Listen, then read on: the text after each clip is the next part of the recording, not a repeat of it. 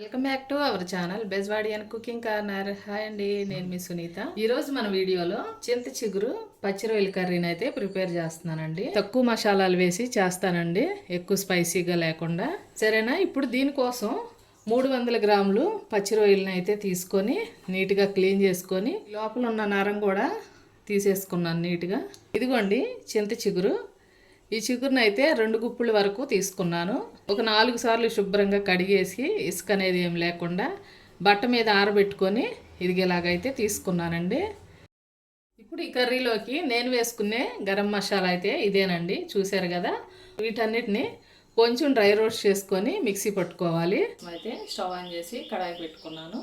ఇందులో ముందుగా క్లీన్ చేసి పెట్టుకున్న రొయ్యలను అయితే వేసుకొని చిటికెడు పసుపు, చిటికెడు ఉప్పు కూడా వేసుకొని ఒక 5 నిమిషాల పాటు మూత పెట్టుకొని ఉడికించుకోవాలి. ఈ రొయ్యల్లో వాటర్ అయితే తీసేసుకొని రొయ్యలు పక్కన పెట్టుకుంటాను. ఇప్పుడైతే కర్రీని ప్రిపేర్ చేసుకుందాము. దీనికోసం కడాయి పెట్టుకున్నాను. సుమారుగా ఒక 100 గ్రాముల ఆయిల్ని అయితే వేసానండి. ఆయిల్ వేడైందండి. ముందుగానే ఒక పెద్ద ఉల్లిపాయను అయితే కట్ చేసి పెట్టుకున్నాను. ఈ ముక్కలు వేసేసుకుంటున్నాను. అలాగే పచ్చిమిర్చి కూడా వేసుకుంటున్నాను. 2 రెమ్మల కరివేపాకు వేసుకుంటున్నాను. ఇదిగోండి, ఈ విధంగా ఫ్రై అయితే సరిపోతుంది. 1½ స్పూను అల్లం వెల్లుల్లి పేస్ట్ వేసుకుంటున్నాను. పేస్ట్ పచ్చివాసన పోయేంత వరకు ఫ్రై చేసుకోవాలి. ఈ పేస్ట్ అయితే పచ్చివాసన పోయిందండి. ఇప్పుడు ముందుగా తరిగి పెట్టుకున్న 2 టమాటోలను అయితే వేసుకుంటున్నాను. ఇప్పుడు ఇందులో కర్రీకి తగినంత ఉప్పు అయితే వేసేసుకుంటున్నాను. అలాగే చిటికెడు పసుపు కూడా వేసుకుంటున్నాను. ఈ టమాటో ముక్కలు మెత్తగా మగ్గేంత వరకు ఫ్రై చేసుకోవాలి. ఇదిగోండి, టమాటా ముక్కలు కొంచెం మగ్గినాయి కదా. ఇప్పుడు ఇందులో కర్రీకి తగినంత కారాన్ని అయితే వేసుకుంటాను.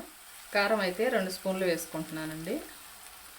చింత చిగురు పుల్లగా ఉంటుంది కదా, అందుకోసమని కారం ఎక్కువగానే పడుతుంది. అలాగే టమాటోలు కూడా వేసాను కదా. ఇప్పుడు కారం పచ్చివాసన పోయేంత వరకు ఫ్రై చేసుకోవాలి. ఇప్పుడైతే ముందుగా ఉడికించి పెట్టుకున్న రొయ్యలను అయితే వేసేసుకుంటున్నాను. ఈ మసాలా అంతా ముక్కలకు పట్టేటట్లుగా నీట్గా కలుపుకోవాలి. 1 నిమిషం పాటు మూత పెట్టుకొని ఉడికించుకొని ఆ తర్వాత వాటర్ యాడ్ చేసుకుంటాను. ఇప్పుడైతే ఒక గ్లాస్ వాటర్ని యాడ్ చేసుకుంటున్నాను. కలిపేసుకోవాలి నీట్గా. ఇప్పుడు 10 నిమిషాల పాటు కర్రీని అయితే ఉడికించుకున్నాను. ఇప్పుడు ఇందులో ముందుగా ప్రిపేర్ చేసి పెట్టుకున్న చింత చిగురుని అయితే వేసేసుకుంటున్నాను. ఈ చిగురిని కొంచెం నలుపుకున్నానండి 2 చేతులతో. ఇలా పౌడర్ లాగా వచ్చిందనమాట. వేసేసుకుంటున్నాను. ఈ చింత చిగురు ఫ్లేవర్ అనేది కర్రీకి నీట్గా పట్టేటట్లుగా ఒక 10 నిమిషాల పాటు చిన్న మంట మీద ఉడికించుకుంటాను. చూసారు కదా, చక్కగా దగ్గరగా అయిపోతుంది. ముందుగా ప్రిపేర్ చేసుకున్న గరం మసాలా 1 స్పూన్ వేసుకుంటున్నాను. అలాగే కొంచెం కొత్తిమీర కూడా వేసుకుంటున్నాను. ఒకసారి నీట్గా కలిపేసుకుంటున్నాను. చూసారు కదా, ఇలా నీట్గా కలిపేసుకొని మసాలా ఫ్లేవర్ కర్రీకి పట్టేటట్లుగా 5 నిమిషాల పాటు మూత పెట్టుకొని ఉడికించుకుంటాను. చూసారు కదా, వాటర్ అంతా దగ్గరగా ఎగిరిపోయి ఆయిల్ సపరేట్ అయింది. కర్రీ అయితే ప్రిపేర్ అయిపోయిందండి. స్టవ్ ఆఫ్ చేసుకుంటున్నాను.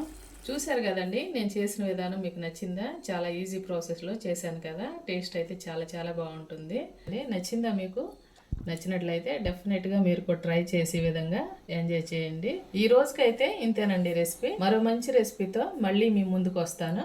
మా వీడియోస్ కనుక మీకు నచ్చినట్లయితే ప్లీజ్ ఒక లైక్ చేసి సపోర్ట్ చేయండి. థ్యాంక్ యూ అండి.